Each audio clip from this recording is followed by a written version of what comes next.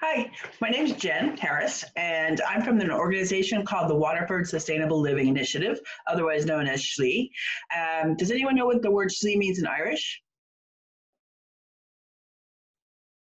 Exactly. It means the way. And we chose that word specifically because we think that we need to do things in a different way in order to help protect the planet. And that's one of the things that we're doing with this project, which is called Art Pollination, is we're trying to highlight some of the things that we can do to help the planet. So let me tell you a little bit about the Art Pollination Project.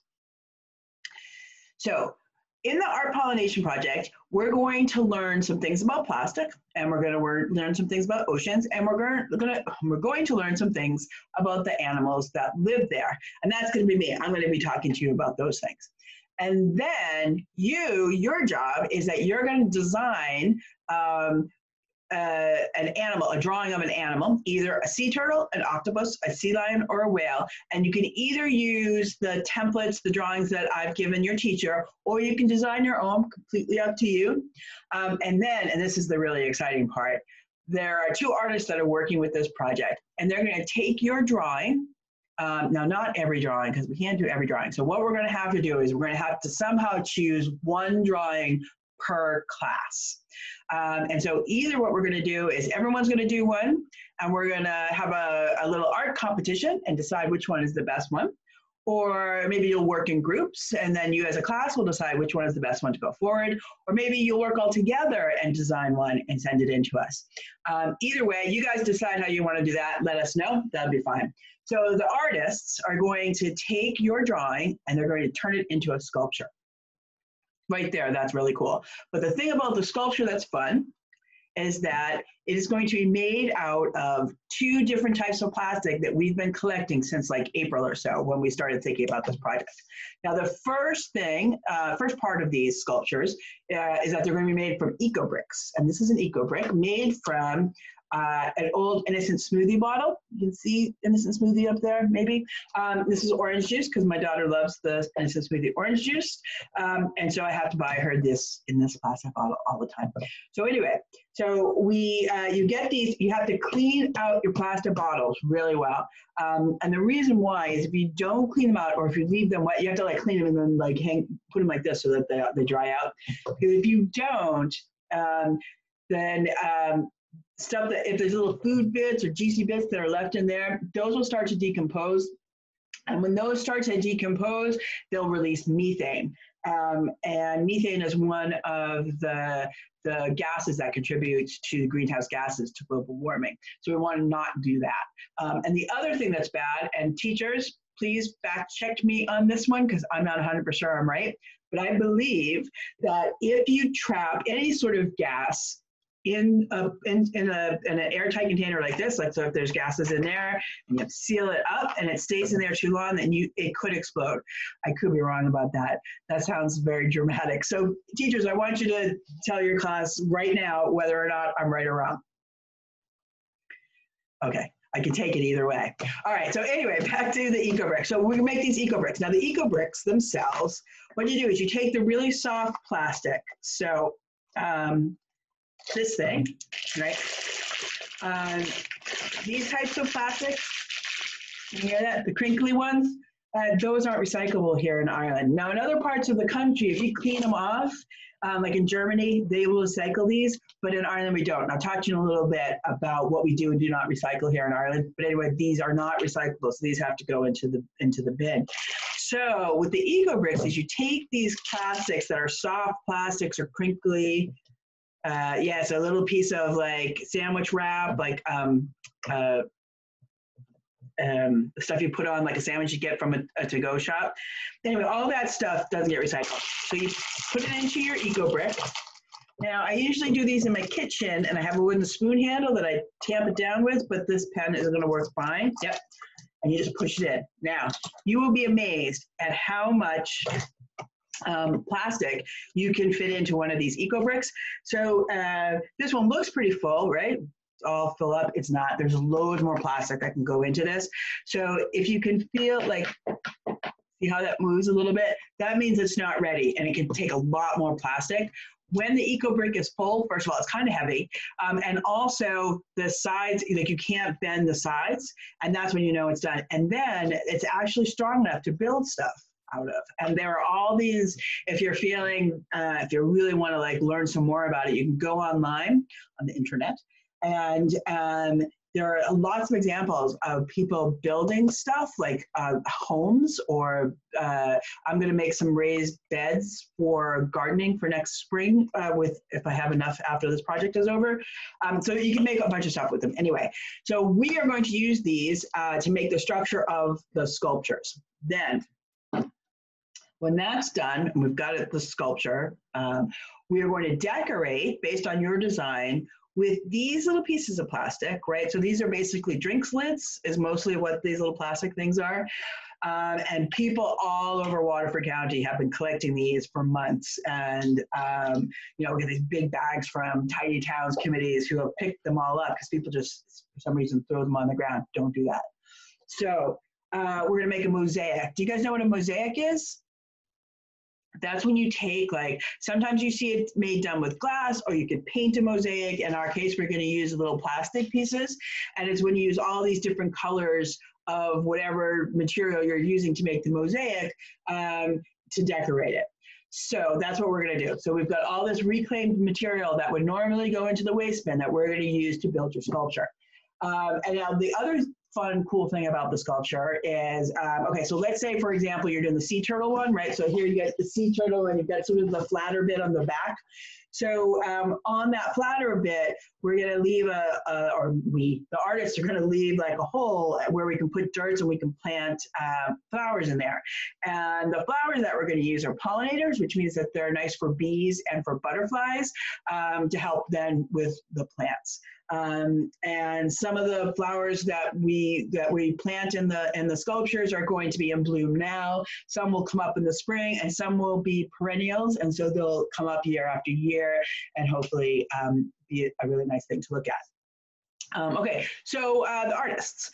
So we've got two artists, Anya and Aga, who are going to be building the sculpture. So when I say we, I'm not involved in building the sculpture. I'm not. That is not my talent. So this is Aga here. And Aga lives in Dungarvan. And so for any of the schools that are in the western part of the county, Aga will be the artist that is working with your school. And then this is Anya. And if you are in Waterford City, Ferrybank, down to Dunmore East area, and Anya will be the artist that is working with your school. Now, originally, when we designed this project, we were going to come in, specifically the artists were going to come in and work with you on building the pieces of art together, which would have been really fun. And we were all really looking forward to that happening. Unfortunately, and I think you know where this is going, we're not going to be able to do that this year because of COVID. We're really sorry, but we're also really happy that we still get to do some of the project together. And that's why we brought in this bit about you guys designing the sculpture and then bringing it back to the artist. So there's a bit of you in that sculpture for sure. So that's the project. So right now I'm going to go and I'm going to talk about plastic stuff with you. And then we're going to take a break.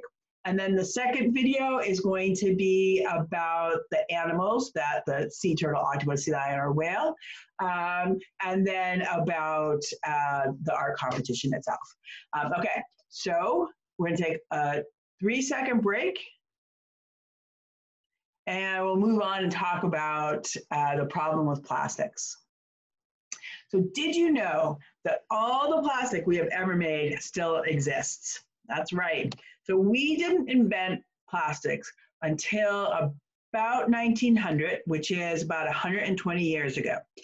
And since that time, you know, at first, when we first made plastics, we didn't use very much of it. But like starting around 1950s, 1960s, we started using more and more and more plastic. And now we use a ridiculous amount of plastic, and it's in everything. But it all still exists. So some of it still exists and looks like these bottles that you see on your screen. Some of it's been recycled, and a lot of it, what happens is that it goes into landfill, or it ends up in the oceans, or in some type of situation where it's not being taken care of, where it's just piling up. And the problem with plastics, one of the problems with plastics, is that it takes a really long time to decompose. So something natural like an apple will break down or decompose, that's the same thing, and go back to sort of its natural ingredients, and then it won't look like anything except what should be around us. But plastic doesn't break down like that. So we try to recycle it, and we can recycle some plastics. Then we also try to burn it. And then what happens when we burn plastic is it doesn't really go away. We may think it goes away because we don't see it anymore. But when we burn plastic, it just breaks down into tiny, tiny, tiny little particles that you can't see, but they are still floating around in the air, and we're breathing them, and our animals are breathing them, and that's not good for us. And then if it falls to the ground, then it gets into our groundwater, and then we can drink it. So burning plastics is really not a great solution to the problem of us having a lot of plastic in the world. Did I say all the things that we do with plastic? Oh, right. And then a lot of it ends up in the oceans. And when it ends up in the ocean, what happens is because oceans are really rough, it breaks it down, and it ends up being like tiny little pieces of plastic. So you don't see as many bottles. I mean, you do still see some, don't get me wrong, but if it's in the ocean long enough, it'll break down, but it's still there in little pieces of plastic. And one of the really sad things that happens, this is a bit of an aside, but one of the really sad things that happens is that when the plastic in the ocean breaks down, it gives off a smell that fish and seabirds confuse with food, right? Now, no one did that on purpose. That's just a really unfortunate accident. But that means that they're more likely to eat it because they actually think it's food. And so oftentimes when sea animals die, they have a lot of plastic inside them because they've been eating it thinking it's food, and when obviously it's not, and it's not giving them any of the energy or nutrients that they need. Okay, next. Did you know that in Ireland, we recycle less than half of all the plastic that we make? Now, this is really too bad. Now, I don't know if you have done percentages yet. So I said less than half, which is less than 50%. The actual figure, if you have done percentages, is 32%. Right? And that's about a third. So that's really not very much plastic that gets recycled. So we're really good on the paper cardboard, nearly 100% of that, like newspapers and the paper from your classroom, that mostly gets recycled. That's fantastic. Tin cans and soda cans and things like that, we're also really, really good about recycling that. Nearly 100% of that stuff gets recycled. That's very easy to recycle, like the tin stuff. Glass, which is not on this picture, but we're also really good with the bottle banks, bringing the glass in there, and that gets recycled. And that's another thing that's very easy to recycle. You can break the glass down and make another glass bottle out of it over and over and over again. So glass is a really good reusable resource that we have because we can keep making more glass out of it. With plastic, you can't once something is a plastic bottle like this, it can no longer be a plastic bottle. So when we do recycle, for the bits that we do recycle, like this stuff, it will then it has to become like a harder piece of plastic. Like, look around your classroom. Your chairs might be made out of a really hard piece of plastic. Oftentimes outdoor furniture, like on your patios or in your garden, that might be made of that really hard plastic. Do you know what I'm talking about? So this stuff, it can only be, that's called downcycling, right? It can't be made into itself again. It has to be made into something less functional than a plastic water bottle. So that's a bit of a problem because we have so much of this type of plastic around. Right, so that's only about 30%. And part of the reason why this happens is we make 7 different types of plastic. And if you look at like a bottle, I know you guys don't have these plastic water bottles on your desk, right? If you look at these bottles, I know you are not gonna be able to see this on the bottom of this, but there's a little triangle on the bottom of like a plastic bottle, and it will have a number inside that triangle, the little recycling triangle. And inside that triangle, it'll have a number 1 or to number 7 because we have these 7 different types of plastic. In Ireland, we only recycle the number 1 and the number 2 types of plastic, which are like these things, those like meal trays that you get if you get like a meal, a takeaway meal, and it's in those meal trays. All the other types of plastic we don't recycle here in Ireland, and that's a problem, right? That we only recycle those 1, 2. So that's why our recycling rates are so low, and we just don't have the factories that can recycle those types of plastic. So we're sort of, there's nothing really we can do at the moment about that, except of course to use less plastic. Okay. Oh, look at that number. It's huge.